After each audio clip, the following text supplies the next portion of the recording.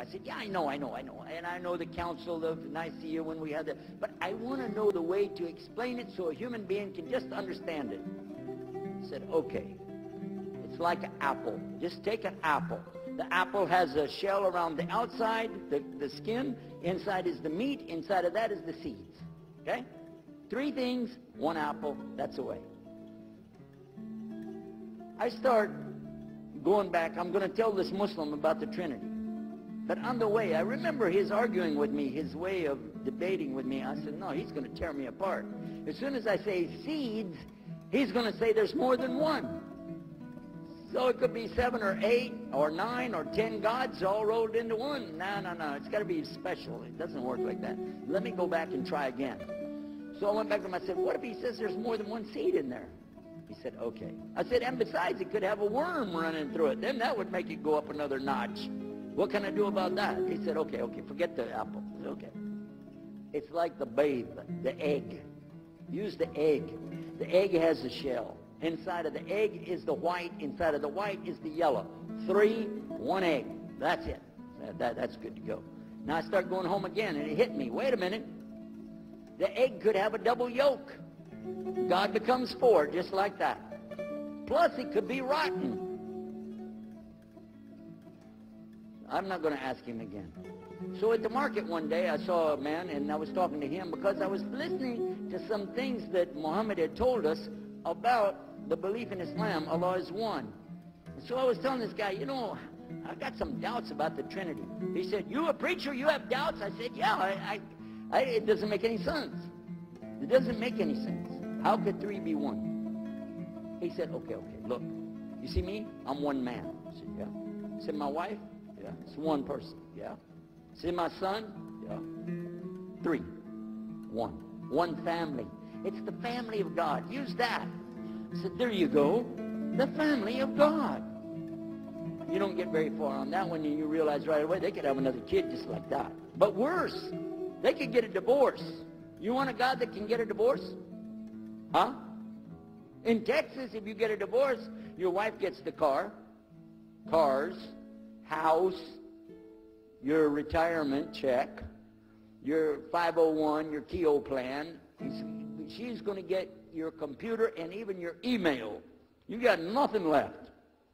And I don't want a God that could have a worm in it.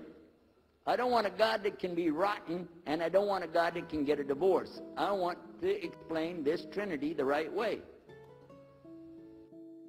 So we ask Muhammad, we say, okay, what do you say about God? What do you think he said? أعوذ بالله من الشيطان الرجيم بسم الله الرحمن الرحيم قل هو الله أحد الله الصمد لم يلد ولم يولد وَلَمْ يَكُلْهُ كُفُوًا أَحَدٌ. And he explained it something like this. Say he is Allah, the unique, not like anything else. He's eternally sought after by his whole creation, but he doesn't need the creation. He's not the father of anything. He's not the son of anything. He's not like anything, and he is unique. Ahad. I said, boy, that's exactly what I already think, but I can't admit that. That sounds too easy.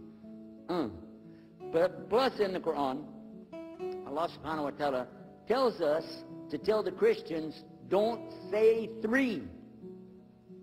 Here's a little point. I'm going to go out of the story for a minute to show you something. Nowhere in the Old Testament, the Torah, or the Zabur, the Psalms, or the Injil, which is the New Testament, nowhere in the Bible do you find the word Trinity. Not once. Not once is the word Trinity. But it's in the Quran. We have it in the Quran. It says, Thalath, tell them not to say Trinity. Oh. But they don't have it, and Allah said, don't say it. Guess what else?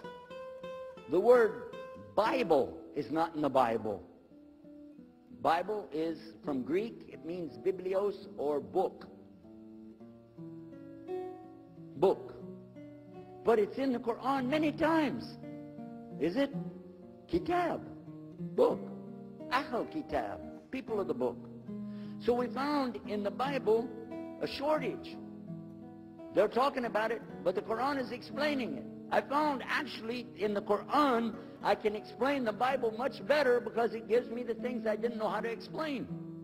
So then in my mind, look what I did. I started realizing what he was saying was true, but I never admitted it. You see, the idea of the Holy Ghost in Christendom is that he is one in a Trinity.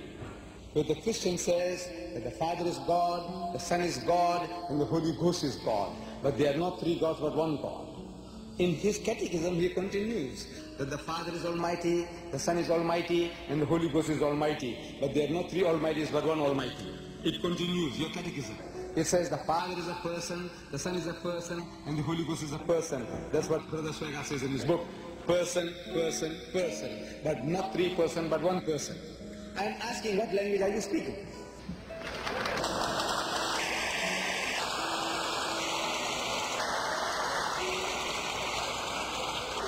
I'm asking, is that English? By God, it is gibberish, it's not English. You see, you say person, person, person, but not three person, but one person. I said, Brother Swagart, you and your two other brothers, let's say you are three identical triplets. And we can't make the difference out between the three of you. They're all identical. We can't make out the difference. If one of you commit murder, can we hang the other? You say no.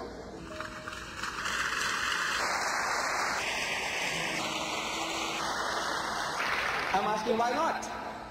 So you tell me that he's a different person. I said, right. What makes him different? His personality.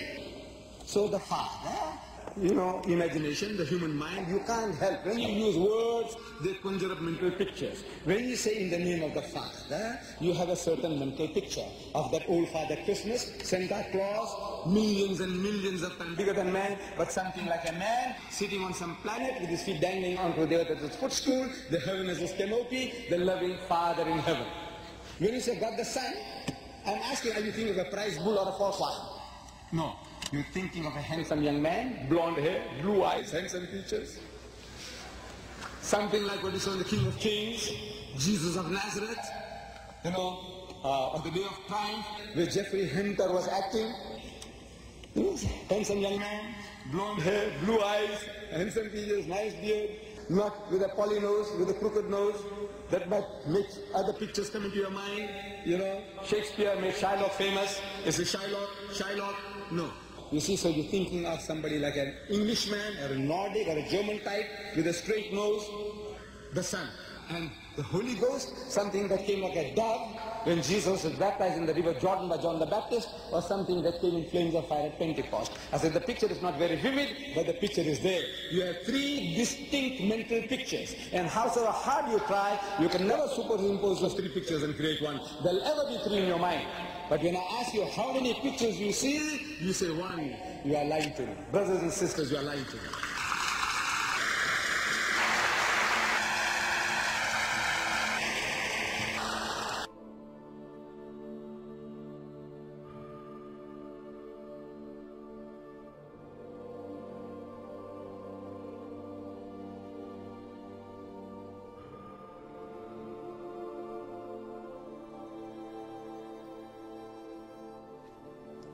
Matthew, Mark, Luke, and John, who were they?